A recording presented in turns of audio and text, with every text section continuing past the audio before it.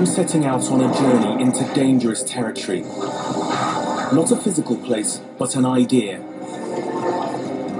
At its heart is a question so radioactive that it's only usually raised in public by political extremists. And the question is there a racial pecking order in intelligence in which black people are less clever than white people? It seems unbelievable to be asking it in the 21st century. And yet, it is a question that still finds its way even into lecture halls and scientific literature. I have a vested interest in the answer as a black man with children growing up in our diverse society. But as I've gone on this journey, there have been many people who have actually told me that I shouldn't be asking this question at all. Unfortunately, there's a problem. There is some research that points to what's being called a race gap in some measures of intelligence. Does this race gap really exist? I'd like to try and reclaim this question from the wild margins, to examine the actual evidence and discover the truth about race and intelligence.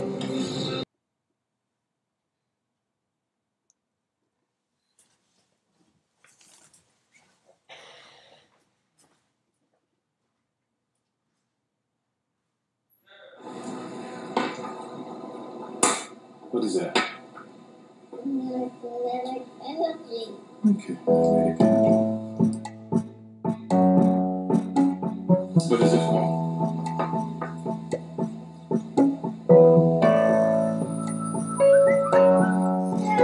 Okay. I'll take you. Let's go.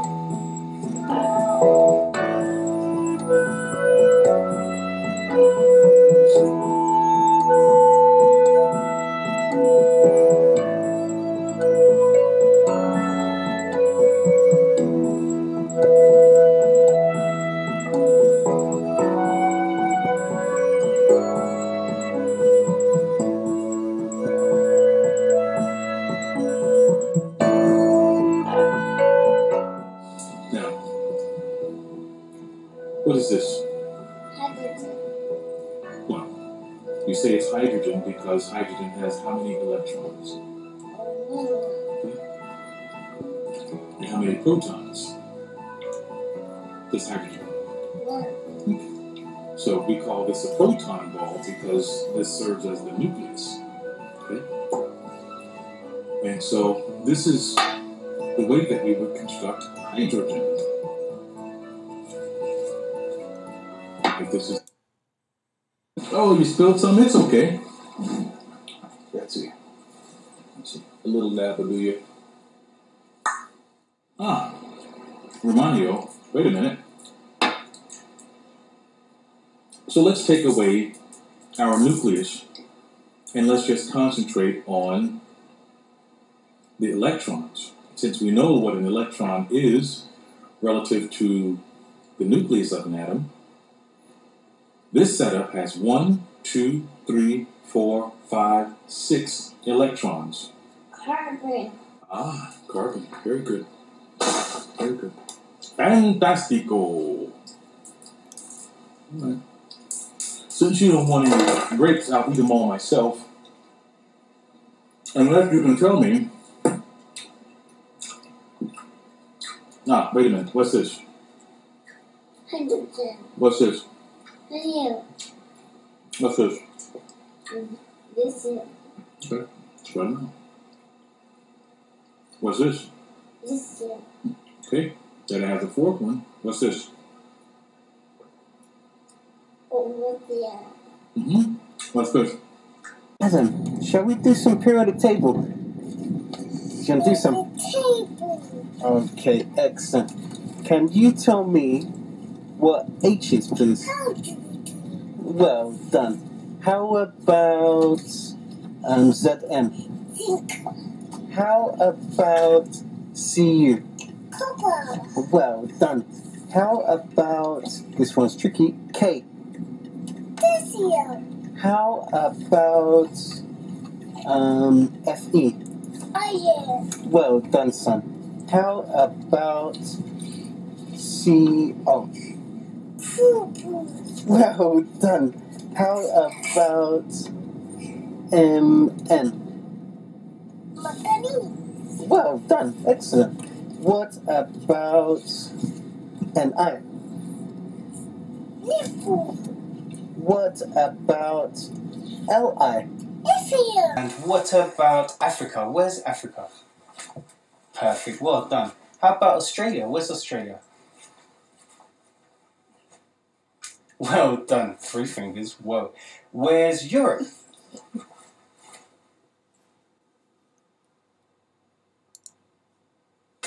Good boy. So, my name is Dean Kirby. I'm the father of Adam Kirby, who's the youngest ever male Mensa member and the current youngest Mensa member in the world. S-T-B-S, M-T-V, S-A-V-E-P, S-P-T-I, into the net, die, into a deep, silly. Good boy, well done. So Adam's been able to read since he was about 10 months old. He was reading words. We did a lot of work with him over the first 8 months, trying to get him involved in reading and to understand things. He can now read. Can read, and he's been able to read out loud and coherently since he was 1 year old, which is quite an achievement. He enjoys spelling. He really enjoys spelling. He's got applications on his iPad that he plays with for various things, spelling, colouring. What about green? How do you spell green? G-R-E-E-N. Excellent. And how do you make green? Yellow. Perfect. Well done, son. And how do you make purple? With a blue. Red and blue. Excellent. And what kind of colours are purple, green, and orange?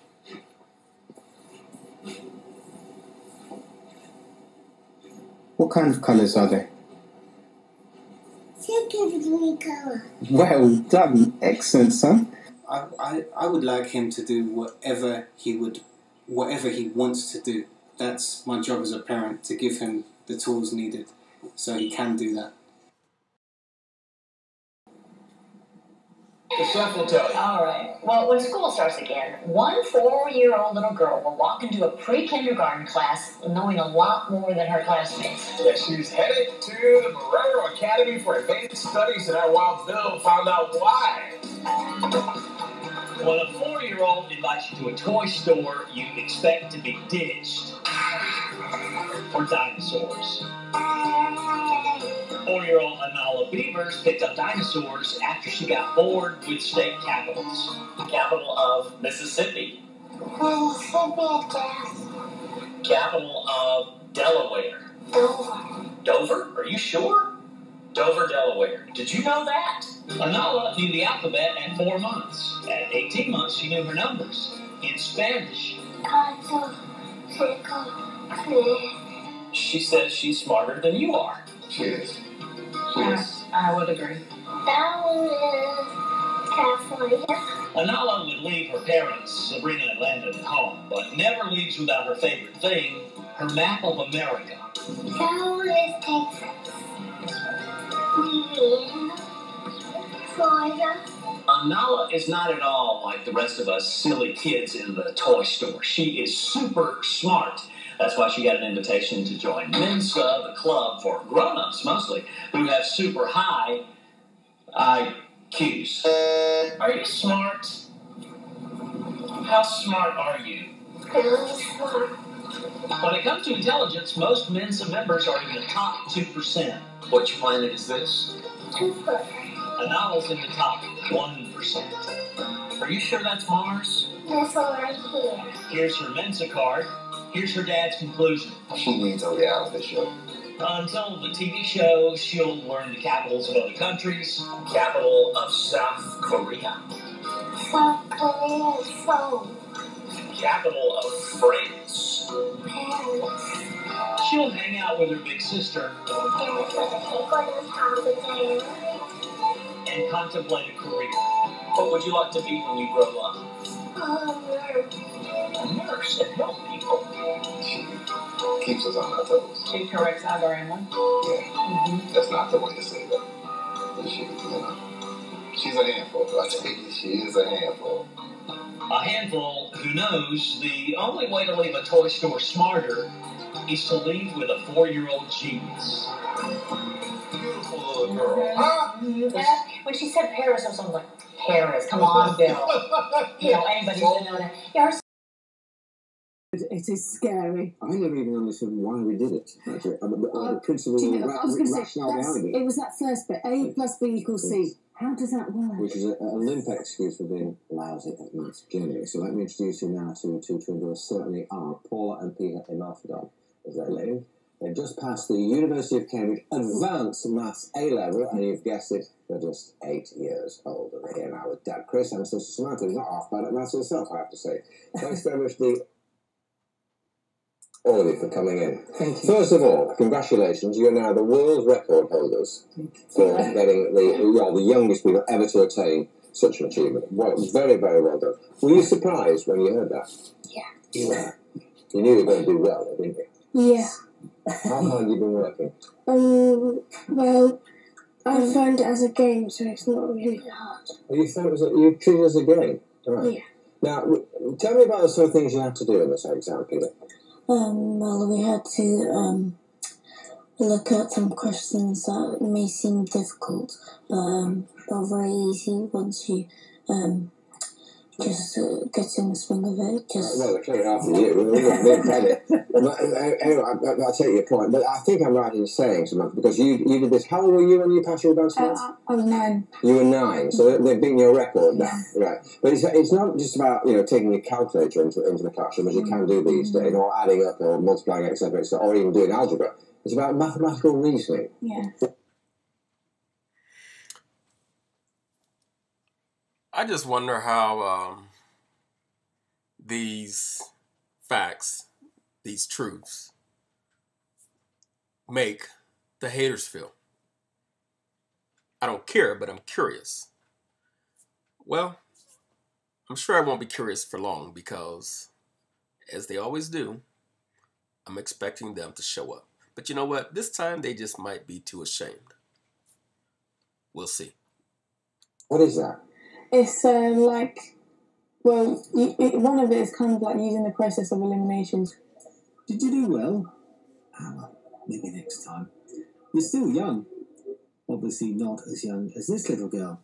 Deborah Thorpe from East London. She's just 6. But she's been doing her GCSEs too. Well, one anyway. But she's just 6, remember?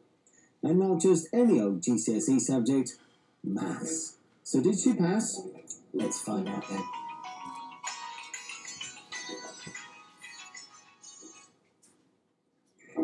Yes, an E. She's one of the youngest people ever to pass a GCSE.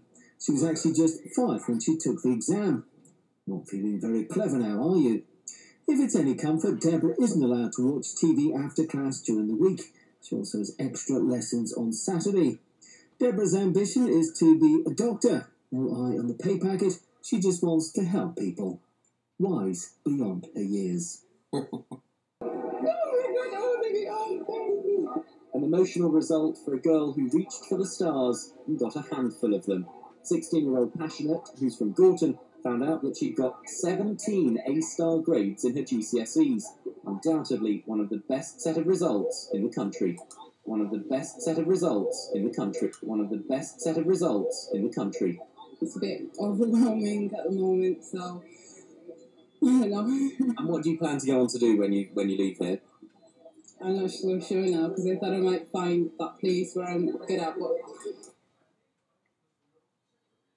Story. She's not even old enough to drive, but a New Jersey teen has been accepted into college. Actually, 13 colleges, several Ivy League schools. Fox 5's Heather Brown has this interesting story. Sahila Ibrahim is every college's dream. She plays soccer, softball, the trombone.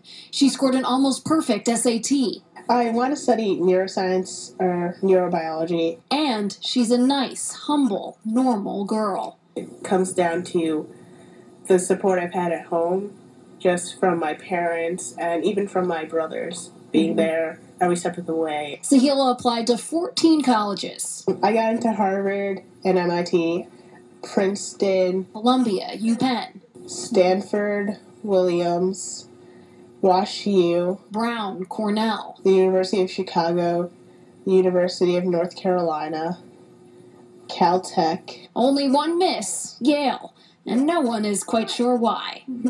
I don't know. But what might be most amazing about Sahila is probably something that you didn't get from her interview. It's that she was born in 1995. Yep, you do the math. That makes her 15 years old. Most of the time they'll say that I'm really mature for my age, so I guess that goes to show that age isn't everything. Her mom knew Sahila was something special at an early age. Teach her 1, 2, 3, but she want more. You know, you teach her 1 to 5, and she'll touch this, how about this? She skipped the 6th and 9th grades. By high school, she'd switched from public to private. Her Edison school feels lucky to have her. I'm so proud of you guys. You know what? I'm really proud of this DeKalb County student, too, because I am telling you what, he has done something great. He is 12 years old, and he is in college. You heard me right. DCTV's Rodriguez Britton has the story.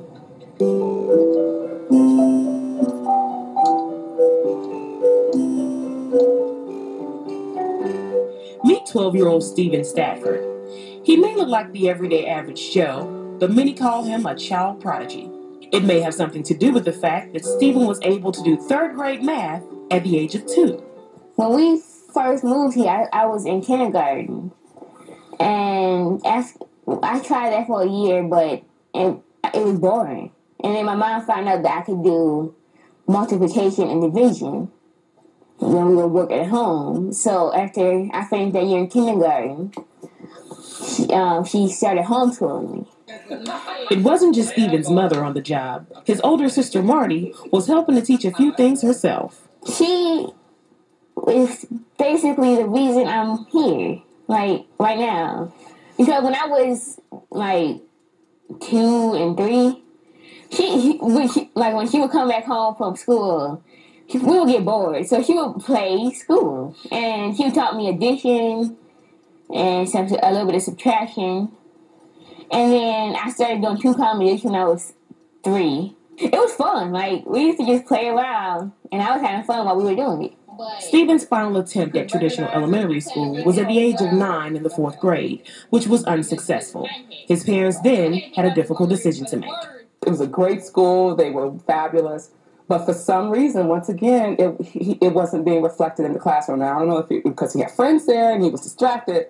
So my husband, we need to just pull him. And that's when we started to homeschool him. And we've been doing that ever since then. And then Morehouse came. 2 years after being pulled from conventional school, Steven was on the campus of Morehouse College taking algebra and pre-calculus, earning the highest score in his class and even tutoring a few of his classmates.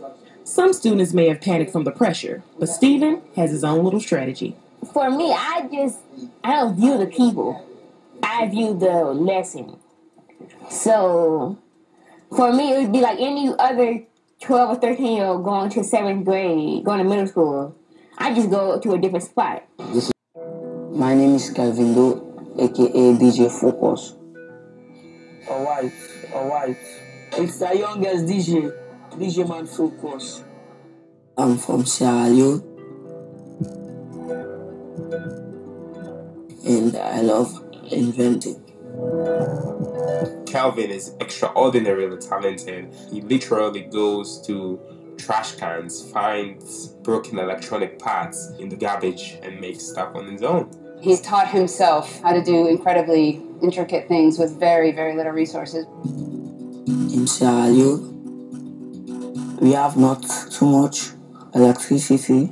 Lights will come once in a week, and the rest of the month dark. So I made my own battery to power lights in people's houses. Calvin represents learn by making. He takes a part, looks at it, tries to reverse engineer it. I made my own FM radio transmitter. He made his own FM station because he wanted to give voice to the youth. He made his own generator because he needed it. The generator supply current to the radio station. This is the capacitor, and this is the spark plug. The street, this is his first time leaving his family's home. This is his first time leaving Sierra Leone. And it's tough, but it's an opportunity to create the future that he wants to live in.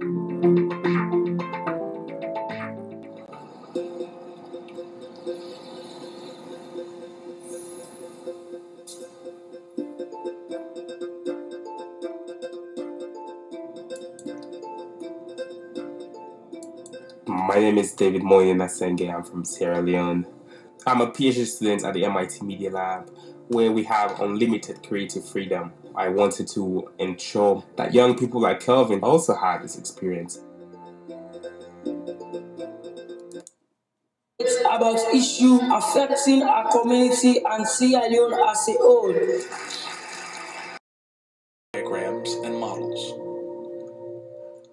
Among the many accolades we received was a thumbs up from NASA on their Facebook page, an email from astrophysicist Dr. Neil deGrasse Tyson, and a wonderful, heartfelt letter from Dr. Derek Pitts, the chief astronomer and planetarium director at the Franklin Institute Science Museum. His letter is as follows. Hello, Romanieo. I was deeply impressed by what you've accomplished with your son. It brilliantly illustrates what we can do for children if we try. I would love to see the effect your method has on a larger group of children. What Tyson meant about children being born as scientists is that all children are born wildly curious about everything in the world. Some of us manage to hold on to our curiosity despite the issues we face in the current mainstream educational system. Some train and focus their deep curiosity into a disciplined tool that can be used to see and define order in the seeming chaos of the universe. These are the people we call scientists today. Benjamin Franklin never lost his curiosity. Neither did Newton, the Curies, Carver, Feynman, Einstein, Rees, or Hawking. If we can educate more children without extinguishing the flames of curiosity and ability, as you've demonstrated so elegantly, we can raise children with much greater scientific literacy. Signed, Derek H. Pitts, Chief Astronomer, the Franklin Institute Science Museum. Finally, given the nature of our current educational system and the gaps that exist from coast to coast, we hope to empower parents when at a time technologically we can do more than ever before. Our slogan, We equals MC squared. We're here with Dr. Neil deGrasse Tyson, astrophysicist at Manhattan's American Museum of Natural History and host of PBS's Nova Science Now for Time's 10 Questions. Neil, thanks for being with us today. I'm ready for you. What should be done about the fact that our kids lag woefully far behind children in other countries in the areas of physics and mathematics? You know, my first reply is, as a parent, get out of their way. When you're a kid, you're born a scientist. What does a scientist do? We look up and say, I wonder what that is. Let me go find out. Right. Let me poke it. Let me break it. Let me turn it around. This is what kids do. You can't let a kid alone for a minute without them laying waste to your house, okay? Because they're grabbing stuff off the shelves. And so what do? We prevent that. We prevent these depths of curiosity from revealing themselves, even within our own residences. And so I swore that when I had kids, and I do have kids, I got an 11-year-old and a 7, but when they were young, and still today, if they see something they want to experiment with, even if they might break it, I just let it go. Let the experiment run its course. Because therein is the soul of curiosity that leads to the kind of mind you would want as a scientist. So you talk about events that can cause... Let me interject a thought for a moment. My two youngest children, both boys, are ages 9 and 11. They are very, very inquisitive by nature. And what he said just there rings so true. Give them the opportunity, they will tear anything up that they can get their hands on it. And then they will fix it. And if it was already broken, they will get into it, and before you know it, they will have fixed it. That's how they are. They are amazing kids. Now, sometimes they do things they are not supposed to do. But I truly do not believe in stifling that energy because I understand it, because I had it myself as a child. They are inquisitive. They want to know how things work. They want to experiment. They want to touch and feel and handle anything that they see. My youngest, he did a job on my landscaping for whatever reason. I guess he was bored because he took the clippers and just started clipping things randomly. Had no idea what he was doing. He made a mess of things, but I understood his spirit. I understood his nature. I mean, if you're not careful and if you don't forbid them to do something, they will do it. You know, his favorite question is, what is this? What is this? How do you know, they want to know. I mean, whether we're talking about computers or complex items or simple things, it doesn't matter. They want to put their hands on it. And the youngest ones is one of the top students in his class. The older one is and always has been from birth. He has always been the #1 student in every class he's ever been in. He's always been the top student. He's always been. But actually, the younger one who doesn't do as well academically, from the way I see it and the way other people see it, they're both brilliant, but the younger one is much smarter than his older brother, even though his grades don't reflect that. That's what I see in him. They're both extremely smart, but the younger one is smarter than his older brother. And I see that.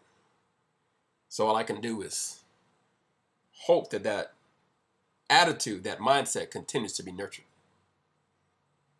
The end of the world. Does this knowledge keep you awake at night? Yes. Yes. It might keep me awake in a different way than others. There are many people who, when faced with disaster, impending disaster, they say to themselves, okay, let me buy emergency food, let me find a shelter to go to, let me alert, okay. When you're trained as a scientist or an engineer, that's not the first thing you think of. First thing you think of is, how can I prevent the disaster? Right.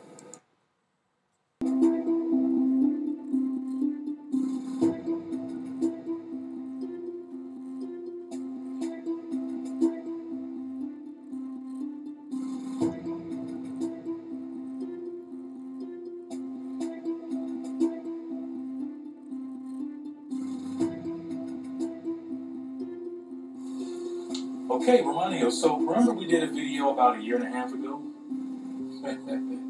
Where we talked about some of the elements?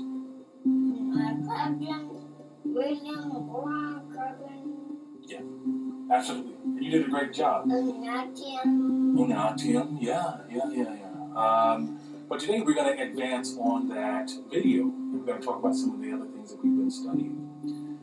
First of all, we're going to move this, of course, our Nerf basketball. One of the things we're going to talk about really quick is your scaffolding, or the tree, the knowledge base that we've been building on. Okay.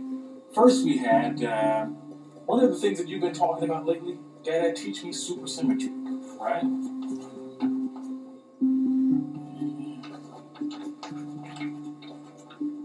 Teach me supersymmetry. But before I could teach you supersymmetry, I had to teach you what? Standard model. Okay, good.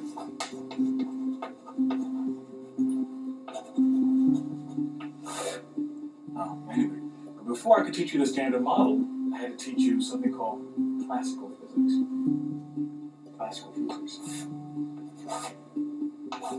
We'll just do it like that, right? It's a player, Peanut. That's no player, that's me. Well, don't stop. Play something.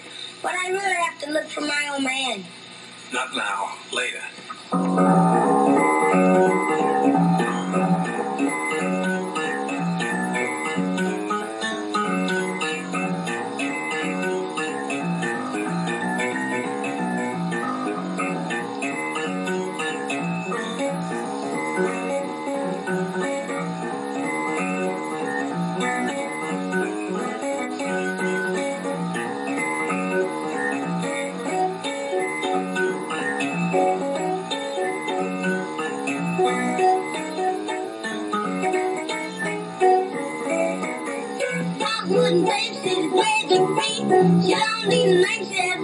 to eat, but I love her.